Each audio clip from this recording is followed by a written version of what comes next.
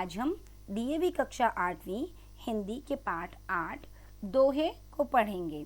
इसमें 3 संत कवियों के कुछ दोहे दिए गए हैं, जिनमें से कबीर जी, रहीम जी और बिहारी जी हैं। आज हम इन तीनों के कुछ दोहों को पढ़ेंगे। आइए सबसे पहले हम कबीर जी के दोहों को पढ़ते हैं, जिसमें से पहला दोहा है, जाति न पूछो साधु की, पूछ लीजिए ज्ञान, मोल करो तलवार का, पड़ा रहन दो म्यान।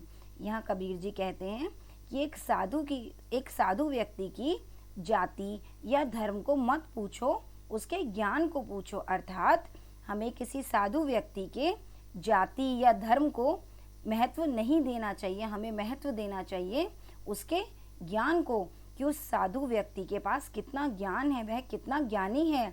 हमें उसकी, चाहे वो छोटी जाति से हो या ऊंची जाति से हो, किसी भी जाति से हो या किसी भी धर्म से संबंध रखता हो, हमें उस बात की परवाह नहीं करनी चाहिए, बल्कि उसके ज्ञान को महत्व देना चाहिए कि वह कितना ज्ञानी है। जिस प्रकार से एक तलवार का मोल होता है, एक क्षत्रिय व्यक्ति के लिए तलवार का मोल होता है कि तलवार कितनी अच्छी धार वाली है, और उसके म्यान का कोई महत्व नहीं होता। म्यान क्या होता है? जिसमें तलवार रखी जाती है, वो खोल, ठीक है। तो तलवार का म्यान भले ही कितना ही अच्छा हो, सुंदर हो, या भले ही सोने चांदी से बना हो, लेकिन उसका कोई महत्व नहीं है। अगर उसके अंदर रखी तलवार अच्छी धार वाली नहीं है, या उसमें किसी भी प्रकार का जंग लगा हुआ है, तो उस तलवार का कोई मोल नहीं है। इसी प्रकार से हमें किसी साधु व्यक्ति की जाति को ध्यान नहीं देना चाहिए, बल्कि उसके ज्ञान को महत्व देना चाहिए। अगला दोहा पढ़ते हैं, तिनका कभू न निंदिए, जो पायन तर होए, कभू उड़ी आँखिन पड़े, तो पीर घनेरी होए। इसमें कबीर जी कहते हैं कि हमें किसी भी व्यक्ति या किसी भी वस्तु, किसी की भी हमें निंदा या बुराई नहीं करनी चाहिए। किसी भी चीज़ को हमें तुच्छ या अपने से छोटा नहीं समझना चाहिए और उसकी बुराई नहीं करनी चाहिए। भले ही वो एक तिनका हो जो हमारे पैरों के नीचे रहता है, हमें एक तिनके की भी बुराई या निंदा नहीं करनी चाहिए, उसे भी हमें छोटा नहीं समझना चाहिए। अगर वही तिनका हम किसी भी प्रकार से हवा से उड़कर हमारी आँख में पड़ जाए, तो वो बहुत पीड़ा देता है। तो एक तिनका भी हमें पूरा हिलाकर रख सकता है, वो भी हमें बहुत पीड़ा दे सकता है। इसलिए हमें कभी भी किसी को भी छोटा समझकर या तुच्छ समझकर हमें निंदा उसकी नहीं करनी चाहिए। आइए अगला दोहा पढ़ते हैं, कुटिल वचन सबते बुरा, जारी करें सब छार, साधु वचन जल रूप है, बरसे अमृत धार।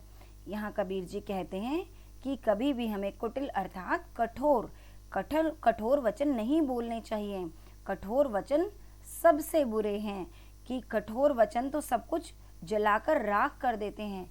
कि कभी कभी हम किसी के प्रति दुर्वचन कहते हैं या बुरे वचन कहते हैं, किसी भी प्रकार के कठोर वचन कहते हैं, वो सब कुछ जलाकर राख कर देते हैं, सब कुछ नष्ट कर देते हैं, और बिगड़ी बात को भी बनी बात को भी बिगाड़ देते हैं।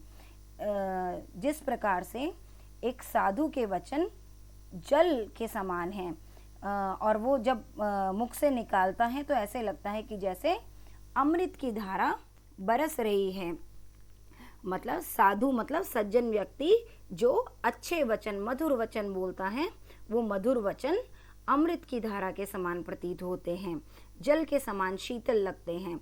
और कठोर वचन जो होते हैं वो सब कुछ खत्म कर देते हैं, सब कुछ जलाकर राख कर देते हैं। तो इसलिए हमें हमेशा मधुर वचन बोलने चाहिए, कभी भी कठोर वचन नहीं बोलने चाहिए।